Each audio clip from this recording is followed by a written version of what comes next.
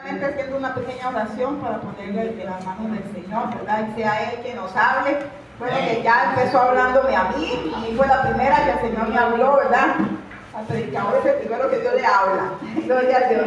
Cierra sus ojos, diga: Padre Celestial, te damos gracias en esta hora por tu bendita y poderosa palabra. Háblanos por medio de ella, Señor, que pueda ser esta palabra de edificación, Señor, que pueda ser rema en nuestra vida para cambios, para bien, Señor, en el nombre de Jesús de Nazaret. Toda la gloria, la honra, la alabanza y la adoración son tuyas solamente, Señor. Amén y amén. Gloria a Dios. Entonces, voy a darles el título de este mensaje: es vive de tal forma, vive de tal manera que honres la gracia que Dios puso en ti. Lo repito otra vez: vive de tal manera que honres la gracia que Dios puso en ti. Entonces, primeramente vamos a ver qué es gracia, ¿verdad? Dice que gracia es un favor, es belleza, es bondad inmerecida, es misericordia, es un don divino, es un regalo, es compasión, es ternura, es fidelidad. Es algo difícil de entender para cualquier ser humano, porque es algo que solo puede darlo alguien que tenga un amor intenso, incondicional. Además, la gracia es el fundamento de nuestra fe.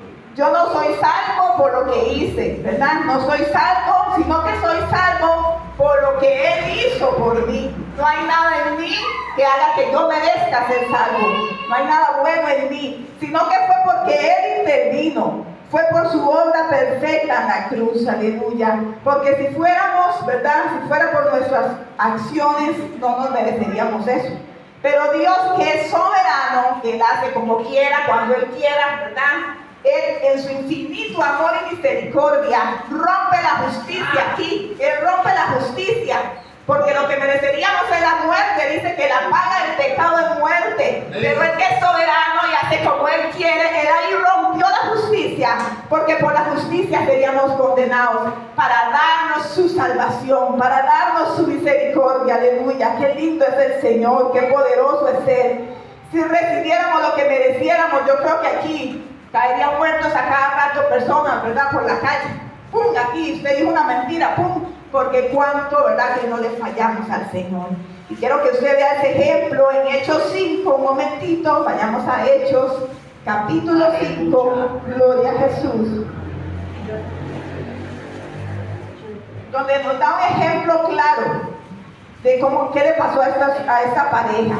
Dice, Hechos capítulo 5, dice el 1, y el título es Ananías y Zafira. Pero cierto hombre llamado Ananías, con Zafira su mujer, vendió una heredad y sustrajo, o sea, robó, ¿verdad?, del precio, sabiéndolo también su mujer, y trayendo solo una parte, la puso a los pies de los apóstoles. Y dijo Pedro: Ananías, ¿por qué llenó Satanás tu corazón para que mintieses al Espíritu Santo y sustrajeses del precio de la heredad? Deteniéndola no se te quedará a ti, y vendida no estaba en tu poder. ¿Por qué pusiste esto en tu corazón? No has mentido a los hombres, sino a Dios. Al oír Ananías estas palabras, cayó y expiró, o sea, cayó muerto.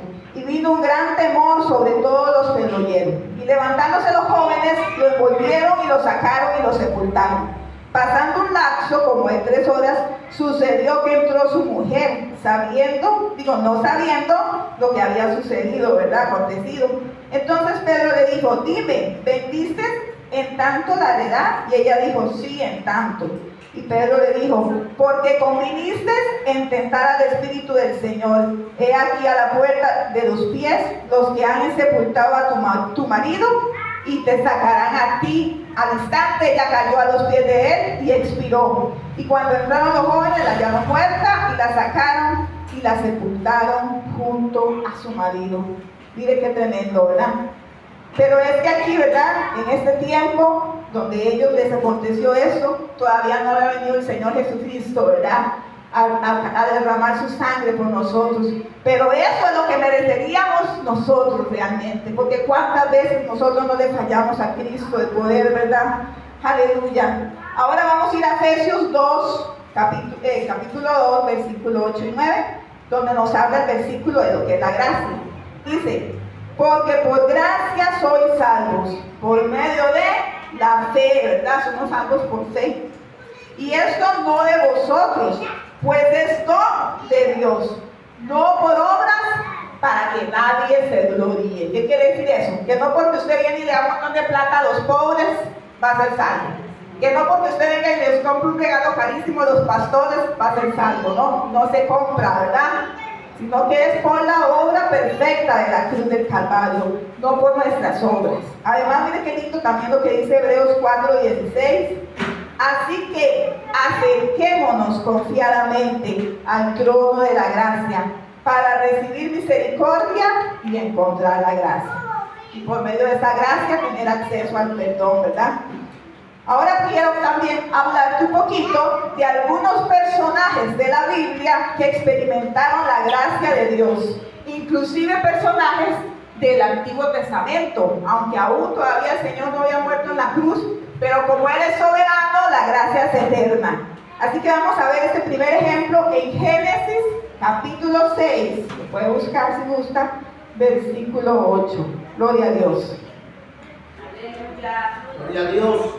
Amén. Nos dice así, dice: pero Noé halló gracia ante los ojos de Dios. ¿Qué significa esto? Que a pesar de que en ese momento estaba en medio de gente llena de maldad, de violencia, había uno diferente, había uno que agradaba el corazón de Dios, y ese fue Noé. ¿Sabe qué dice la Biblia? Que Noé era un hombre justo e irreprochable delante de la presencia de Dios. Y por eso, a pesar de que Dios tuvo que destruir, ¿verdad?, con este diluvio, él fue salvo. Y oiga una cosa, no solo él fue salvo, sino que toda su familia, porque cuando hay un hombre, una mujer que tiene la gracia de Dios, que agrada en el corazón de Dios, inclusive va a alcanzar su generación, inclusive su familia también va a ser salva, va a ser bendecida. Gloria a Dios, aleluya. Santo es el Señor. Otro ejemplo que tenemos por aquí es en Génesis 39, versículo 20 y 21. Dice así: y tomó su amo a José y lo puso en la cárcel donde estaban los presos del rey, y estuvo allí en la cárcel. Qué tremendo. Pero ¿qué pasó? ¿Quién era José? ¿Se acuerdan? Que desde pequeñito ya el Señor tenía un propósito, ya tenía sueños de lo que iba a pasar en el futuro con él, ¿verdad? O sea que también era un hombre que hacía lo correcto delante de Dios. ¿Por qué cayó en la cárcel? Porque él, por huir de la tentación, cuando aquella, ¿verdad?, la esposa del faraón lo quiso ahí seducir porque lo vio, no sé, muy atractivo, que él más bien salió espantado, pero ella se vengó y le dijo otra cosa a su esposo, ¿verdad? Seguro que está intentado, quién sabe qué hacer, ¿verdad?, violarla. Por eso va a caer a la cárcel. Pero ¿qué sigue diciendo ahí? Pero Jehová estaba con José y extendió su misericordia y dio gracia en los ojos del jefe del faraón. Qué tremendo. Y dice que después el jefe de la cárcel más bien lo puso a él a cargo, ¿verdad? Y después llegó a estar hasta el segundo, ¿verdad?, en los altos más puestos. Además dice que todo lo que José hacía prosperaba. Todo lo que él tocaba prosperaba. O sea que si a él le tocaba cuidar estas vacas, un ejemplo, eran las vacas más frondosas seguramente, porque todo lo que él tocaba prosperaba, ¿verdad? Qué lindo, aleluya.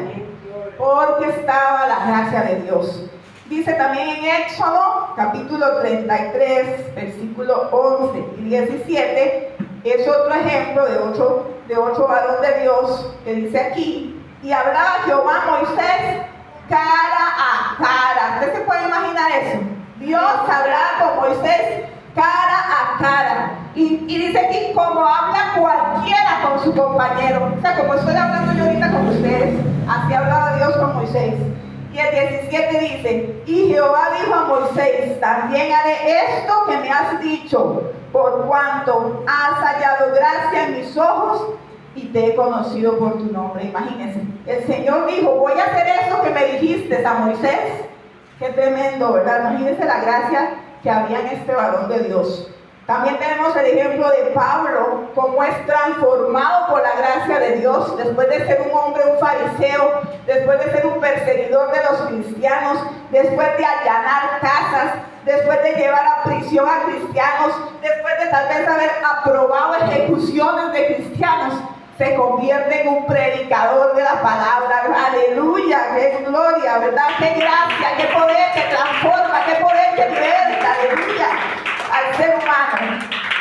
Y el mayor ejemplo de gracia, ¿cuál es? La muerte y resurrección. Jesús es la misma gracia encarnada, ¿verdad? Aleluya. Qué hermosa es la gracia, ¿verdad? Que el Señor nos ha dado. Pero hay un detalle con la gracia. Porque Dios nos dio su salvación por medio de la gracia. Pero la gracia demanda. Todo lo que nos da es recíproco. Vienen cosas, pero también tengo que dar. Es recíproco. Somos mayordomos de la gracia de Dios. ¿Sabe qué es mayordomía? Que usted Dios le da algo, un don, un talento, una familia, y usted tiene que saber administrarlo. Usted tiene que darle cuentas un día de eso que puso en sus manos. Aleluya. Entonces somos mayordomos de la gracia. ¿Cómo estás cuidando tú la gracia? Y si alguno quiere, te está apuntando, en 1 de Pedro 4:10 habla sobre la mayordomía. Gloria a Dios. Dice, seguimos, dice, no le damos el valor a algo tan grande. Como un ejemplo, que a usted le dieran un reloj, le regalaron un reloj Rolex, valorado unos $70,000. Pero usted lo cuide como que si fuera de chain, y lo golpee, y lo raye, y lo pase por todo lado, ¿verdad? No le está dando el valor que realmente tiene. Dios no me decía, Dios no nos dice, págame la gracia, no. Pero yo entiendo que la gracia que recibí tiene un valor. Yo no peco, no porque me vean o no me vean, sino porque quiero ser obediente a su palabra. Y no digo yo, peco hoy porque por si Él me va a perdonar. Y mañana voy a volver a pecar porque por si el Señor me va a perdonar. No puedes abusar de la misericordia y jugar con la gracia de Dios. Tenemos que tener cuidado, aleluya. En Romanos 6, versículo 12, y 1, 2 y 6 dice, ¿qué pues diremos? ¿Perseveraremos en el pecado para que la gracia abunde? Y él mismo contesta, en ninguna manera, porque los que hemos muerto al pecado, ¿cómo viviremos aún en él? Recuérdense que fuimos crucificados juntamente con Cristo. Hemos muerto al pecado. Entonces no es que yo peco y Dios me perdona y peco y sigo en eso, ¿verdad? Gloria a Jesús. Sabiendo esto, sigue diciendo en el 8 versículo, que nuestro viejo hombre fue crucificado juntamente con él, para que el cuerpo del pecado sea destruido, a fin de que no sirvamos más al pecado. No se puede usar la gracia como excusa, ni usar la misericordia con permiso. Pensar que como Dios perdona, entonces el pecado que yo tengo no es tan grave. O pensar que, ay, eso que hago no está malo, aquel está peor que yo. No, ¿verdad? Porque estoy tratando de convencerme que mi inmundicia no es tan mala como la otra, ¿verdad? Entonces tenemos que tener ese cuidado, aleluya. Yo no puedo seguir en el mismo pecado de hace unos meses. Yo no puedo seguir en el mismo pecado desde que acepté a Jesús. El Señor me ha cambiado, el Señor me ha transformado. O, por ejemplo, cuando nos pasa muy seguido, ¿verdad? Que pegamos el dedito meñique en la cama. ¿A cuántos no les ha pasado, verdad? Yo creo que ahí nos damos cuenta de quién tiene la gracia. Porque uno de Dios o canta un nuevo canto, aleluya, o se le salen palabrotas, santo es el Señor. O cuando nos enojamos, suelta flores, pero flores con espinas. Ay, ¿verdad? Todavía cuando te enojas maldices. Tenemos que tener ese cuidado. El Señor nos llama a ser transformados. Aleluya, gloria a Jesús. Qué precioso es el Señor. Ahora, existen cristianos que son solo consumidores de la gracia. ¿Qué significa eso? Que solo buscan la paz, el alivio, los milagros, la restauración. Hay otros que son admiradores de la gracia, o sea que hablan de ella hasta en redes sociales y la defienden y todo, pero no viven conforme a la gracia. Gloria a Dios. Hay oyentes que escuchan la doctrina, pero hasta ahí se quedan. No la hacen vida en sus vidas, no la hacen real en sus vidas. Y existen los usuarios, los que usan como excusa cristianos sin transformación, normalizan el pecado, malinterpretan la misericordia de Dios, son livianos espirituales y están con eso pisoteando la gracia. Diciendo, es que Dios sabe cómo yo soy, es que sabe que ese es mi estilo de vida, es que Él sabe el carácter que yo tengo, es que sabe que a mí me cuesta tanto, ¿no? ¿Verdad? Porque dicen, llegan y dicen, es que Cristo te ama y te acepta como eres, sin llamar al arrepentimiento. Y eso es un engaño, porque Dios sí te ama y te acepta como eres cuando llegas a los pies de Cristo. Pero Jesús no dijo, quédese en el pecado. Él dijo, arrepiéntase y no pequen más. Aleluya. Ahí podemos ver el ejemplo en Juan 8:11, con la mujer adúltera. ¿Qué dijo ella? Ninguno, Señor, ¿verdad? Ninguno la condenaba. Entonces Jesús le dijo, ni yo te condeno. Vete, te dijo después, pero no peques más. O sea, no sigas adulterando, no sigas en lo mismo. Aleluya. Además también en Mateo 4:17 dice, entonces comenzó Jesús a predicar y decía, arrepentíos porque el reino de los cielos se ha acercado. ¿Y qué es arrepentirse? Si no es cambiar de vida, si no es dejar de hacer lo malo. Gloria a Jesús. También antes leímos Efesios 2:8 y 9, pero yo quería leerles a partir del 12 porque es muy lindo, muy preciosos estos versículos. Dice así, en aquel tiempo estábamos sin Cristo, alejados de la ciudadanía de Israel, porque usted se acuerda que el Señor venía por el pueblo de Dios, era Israel, ¿verdad? Pero, ¿qué pasó? Después alcanzó a los gentiles, que es donde estamos nosotros involucrados. Pero dice, y estábamos ajenos a los pactos de la promesa, sin esperanza y sin Dios en el mundo. Pero ahora en Cristo Jesús, vosotros que en otro tiempo estaban lejos, habéis sido hechos cercanos por la sangre de Cristo. Qué lindo. Porque Él es nuestra paz, que de ambos pueblos hizo uno, derribando la pared de separación y mediante la cruz reconciliar con Dios a ambos en un solo cuerpo. Porque en medio de los unos y de los otros tenemos entrada a un mismo espíritu al Padre. Y dice, ya no soy más extranjeros, ya no soy más, y ahí sigue diciendo, y al final dice, ahora somos familia de Dios. Qué lindo, ¿verdad? Somos familia de Dios, gracias a esa sangre preciosa. Pero el error más grave es reducir el Evangelio de Cristo como si la libertad cristiana fuera licencia para vivir sin rendir cuentas. Ay, ay, ay, ¿verdad? ¿Qué dice Judas 1, capítulo 4, 5 y otros más adelante que voy a leerles? Dice así, porque algunos hombres han entrado encubiertamente. Esos van a ser, y son hombres que desde ya vemos, pastores que no están bien delante del Señor, líderes, personas que el diablo usa hoy en videos en las redes, porque dice, hay algunos hombres que han entrado encubiertamente, los que desde antes habían sido destinados para condenación, hombres impíos que convierten en libertinaje la gracia de nuestro Dios, y al hacer eso dice, niegan a Dios, el único soberano y nuestro Señor Jesucristo. Dice el 5, mas quiero recordarles, ya que lo que habéis sabido en el Señor, habiendo salvado al pueblo de Egipto, después lo destruyó. ¿Se acuerdan? Ya el Señor había sacado al pueblo de Egipto y le había dado salvación de estar esclavos por muchos años.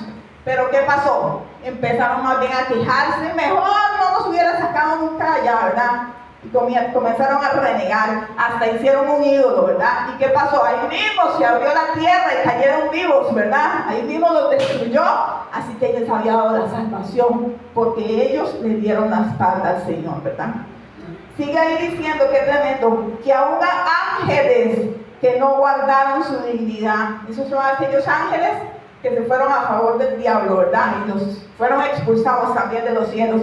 Y son los que trabajan ahora con él, desde mi hijo, los secuaces. Aleluya, gloria a Dios. Dice que ellos mancillan la carne, rechazan autoridad, blasfeman de sus superiores. Y dice, sufrirán el castigo del fuego eterno. Imagínense, aún ángeles que fueron criados, ¿verdad? Que de cuando Dios los crió, les dio esa salvación, ya los creó. Pero aquí dice que ahora sufrirán el castigo del fuego eterno. ¿Por qué? Porque rechazaron la autoridad, porque blasfeman, porque no se sujetan a sus autoridades. Dice el 17, pero vosotros tened memoria de las palabras que antes fueron dichas por los apóstoles de nuestro Señor Jesucristo, los que decían que en los postreros tiempos habrán burladores que andarán según sus malvados deseos, aún causando divisiones. ¿Por qué? ¿Por qué causan divisiones? Porque quieren confundir a la iglesia, decir eso está bien, eso está mal, puedo hacer esto, puedo hacer lo otro, entonces causan divisiones. Y dice ahí, sigue diciendo, a los sensuales y a los que no tienen el Espíritu. Estos son aquellos, como les decía antes, muchas veces, pastores, líderes, gente de influencia que sale por las redes, aleluya, que a veces que salen diciendo que hay que hacer esto, que hacer lo otro no es malo, o que nos vemos ahí, ¿verdad?, a cargo de gente, pero después con sus obras, con su carácter, con su conducta, con su testimonio, contradicen la palabra del Señor. Y yo, por ejemplo, no estoy de acuerdo con otras personas que a veces salen haciendo videos hablando mal de esas personas, ¿verdad?, con nombre y todo. Es que el pastor tal y el otro y los condenan. Tampoco, porque juzga solo el Señor.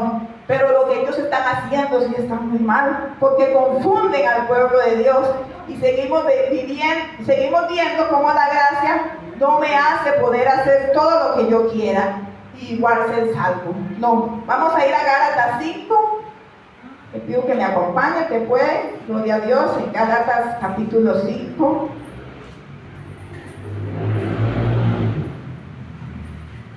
A partir del 13, dice el 13, del 13 brincamos al 16, dice, porque vosotros, hermanos, oiga lo que dice, a libertad fuisteis llamados, ¿verdad? Dios nos hizo libres, solamente que no uséis la libertad como ocasión para la carne, sino servíos por amor los unos a los otros. Luego el 16 dice, digo pues, andad en el Espíritu y no satisfacéis los deseos de la carne. Porque el deseo de la carne es contra el Espíritu y el Espíritu contra la carne. Y estos se oponen entre sí. Ve lo que dice ahí. Para que no hagáis lo que quisieras. Oigan, dice el 19. Porque manifiestas son las obras de la carne: adulterio, fornicación, inmundicia, lascivia, idolatría, hechicerías, enemistades, pleitos, celos, iras, contiendas, disensiones, herejías, envidias, homicidios, borracheras, orgías y cosas semejantes a estas, acerca de los cuales os amonesto, como ya les había dicho antes, que los que practican tales cosas no heredarán el reino de Dios. Mas el fruto del Espíritu es amor, gozo, paz, paciencia, benignidad, bondad, fe, mansedumbre, templanza. Contra tales cosas no hay ley.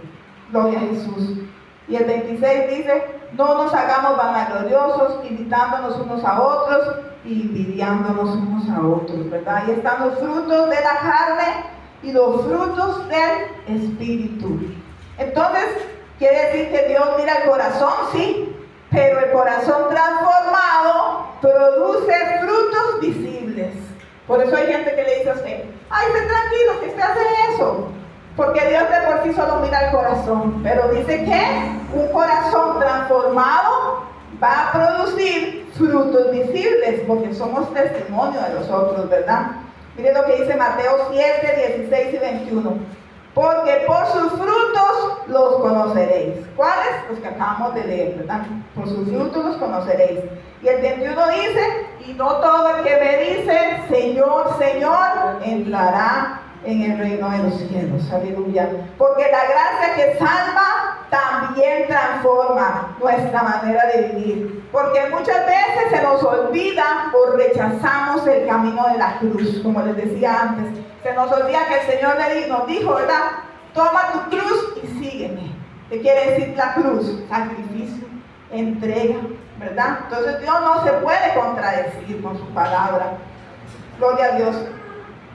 Porque creemos que al final la gracia igual me va a cubrir. Por eso a veces hacemos lo que queramos. Porque decimos, ay, por si la gracia me cubre. No, no es así. Dios es misericordia, dice, pero su misericordia no anula su verdad. Y la verdad es la palabra de Dios completa. Esa es la verdad. Dios no anula su verdad por la misericordia. Vamos a ir al Tito capítulo 2, aleluya, versículo 11 y 12. Dice, porque la gracia de Dios se ha manifestado para salvación. Qué lindo ese inicio del versículo. Porque la gracia de Dios se ha manifestado para salvación a todos los hombres, ¿verdad? Dios quiere darle su gracia. Pero ¿qué dice en el mismo versículo? Enseñándonos que renunciando a la impiedad y a los deseos mundanos, vivamos en este siglo sobria, justa y piadosamente. ¿Ve? Ahí mismo está diciéndonos cómo tenemos que hacer con la gracia. Ahí mismo está diciendo que nos enseña la gracia. Y yo fui al diccionario, que usted también puede buscar si quiere, y busqué que era sobrio, que era justo y que era piadosamente. Y dice así, libre de influencias, ¿verdad? O sea, que lo que me dicen los demás no me va a influir. Actúa con moderación, es sensata. Ausencia también de alcohol y de drogas, ¿verdad? Porque es una persona sobria, se abstiene. Control, persona que no se deja cautivar por los impulsos. Y piadosamente significa estilo de vida, de devoción, sincera a Dios, caracterizada por la obediencia, la santidad. Una transformación del corazón, que toma a Dios en serio, permitiéndole que su relación con Él dicte su conducta. Eso significa sobria, justa y piadosamente, que es como Dios nos pide vivir, ¿verdad? Después de que Él nos da la gracia, después nos dice, pero ¿cómo tienen que vivir? Ahora, el problema no es que a veces hablemos como quisiéramos, vistamos como querramos, sino que también la actitud desafiante, que rechaza el consejo, que rechaza la exhortación, aun cuando la Biblia nos manda a examinarlo todo. O sea, por eso les digo, como les dije antes, por eso no podemos dejarnos ir por lo que alguien nos diga, por lo que alguien nos diga en las redes, porque para eso el Señor que dejó la palabra. Esta es la que nos tiene que guiar. Es la que dice aquí, no lo que se le ocurre decir ahí a cualquier persona, que como tiene tanta influencia, que como tiene miles de seguidores, la gente cree lo que dice, ¿verdad? Hay que tener ese cuidado. Primera de Timoteo 4, versículos 12 y 13 dice, sé ejemplo de los creyentes en palabra, en conducta, en amor, en espíritu, fe y pureza. Entre tanto que voy, ¿quién viene? Cristo. Mientras que Él viene, dice, ocúpate de la lectura, la exhortación y la enseñanza. Quiere decir, recordándoles que la autoridad máxima sería la palabra de Dios. Gálatas 1:8 dice, mas si aún, oiga qué interesante, que wow, me quedé yo, mas si aún alguno de nosotros o hasta un mismo ángel del cielo os anunciare otro evangelio diferente al que nos hemos sido anunciados, dice sea anatema. ¿Y sabe qué significa la palabra anatema? Dice que es alguien condenado por Dios, maldito, abominable, detestable o inaceptable, apartado de la gracia de Dios. Imagínense que si usted me escucha a mí decir algo o en las redes, o como dice aquí, hasta que un mismo ángel baje del cielo y le diga un evangelio diferente a este, es anatema delante de Dios, es maldito delante de Dios, está fuera de la gracia de Dios. Qué tremendo, ¿verdad? Alguien que nos enseñe lo contrario a lo que dice su palabra. Nuevamente hablando de las redes, vemos muchas veces cantantes famosas, ¿verdad? Sin decir nombres, como les decía, vemos artistas que hablan muy bonito y hasta llegan a decir, ya yo soy cristiano. Y usted escucha aquí, ¿qué tal se hizo cristiano? Pero siguen viviendo igual, siguen haciendo las presentaciones, siguen bailando, siguen ahí semidesnudas, siguen actuando igual. ¿Y qué dice la Biblia? Porque ¿qué comunión tiene la luz con las tinieblas? Y eso está en 2 Corintios 6:14. Porque ellos dicen, es que es mi estilo personal. No, un Cristo que no confronta, un Cristo que no transforma, un Cristo que no santifica, que no cambia, ese no es el Cristo que habla la Biblia. El evangelio verdadero cambia vidas. Y es que todo lo encontramos en la Biblia. Por eso, como les decía antes, no nos podemos dejar llevar por un video, por una influencer ahí muy famoso. Dice Dios, como aquí nos dice la Biblia, ¿sabe? Búsquelo. Primera de Timoteo 2, 9, 10, por ejemplo. ¿Cómo tenemos que vestirnos? ¿Sabe qué dice ahí? Dice, asimismo, se atavían de ropa decorosa, con pudor y con modestia. Y nuevamente me fui al diccionario a ver qué era decorosa, con pudor y modestia. Y dice así, dice, es que esa ropa debe evitar la provocación, ni mostrar más allá de lo que pueda hacer caer a otros. Describe a alguien que tiene decoro, honor, respeto. Se asocia con lo decente, digno y recatado, sentimiento de vergüenza al exhibir partes de su cuerpo, decencia, etcétera, etcétera, etcétera. Y ahí nos dice el Señor cómo debemos de vestirnos, ¿verdad? En 1 Timoteo 2, 9 y 10, lo puede buscar. Dice también en 2 Corintios 5, 17, de modo que si alguno está en Cristo, nueva criatura es. Las cosas viejas pasaron, y aquí todas son hechas nuevas. O sea, que mi forma de vivir, mi forma de hablar de antes, todo tiene que cambiar porque Dios lo va a hacer nuevo. Lo viejo, ¿verdad? Lo que no es agradable delante de Dios se tiene que ir. Por eso la gracia no es un permiso para hacer lo que yo quiera. La gracia es la misericordia de Dios y se debe valorar. Pero muchos predicadores o personajes de influencia, ¿verdad?, enseñan que bajo la gracia el creyente no tiene obligación de obedecer a Dios ni de mostrar frutos de cambio. La gracia no es libertinaje. No podemos promover un evangelio donde se confiesa a Dios con la boca mientras se sigue viviendo en los deseos de este mundo y la vanagloria. La fe verdadera siempre va a producir frutos. Aleluya. Se le está diciendo a la iglesia, en otras palabras, estas personas, puedes oír lo que quieras, puedes cantar lo que quieras, puedes bailar como quieras, puedes ir o no ir a la iglesia, puedes vivir, hablar todo como quieras, qué tremendo, y no vas a perder la salvación. Afirmar con ligereza la salvación de alguien cuya vida, música y frutos contradicen abiertamente la santidad de Dios, no podemos usar la estrategia para validar un estilo de vida que la Biblia condena. No te confundas, la fe que salva es la fe que también transforma y nos llama a vivir en arrepentimiento. No tome la gracia como licencia para pecar. La verdadera paz y salvación, aleluya, gloria a Dios, no es vivir a nuestra manera, sino a rendir nuestra voluntad a los pies de Cristo. Qué lindo. No puedo mandar, perdón, gloria a Dios. Tal vez ya le puedo ir pidiendo a la pastora el favorcito que le pedí, gloria a Dios. Quiero decirles algo en esta hora. Yo no soy digna para mandarte al cielo o al infierno. Yo no puedo darte la salvación y quitársela, pero hay uno que sí pagó por ti. Hay uno que sí es una gracia incalculable.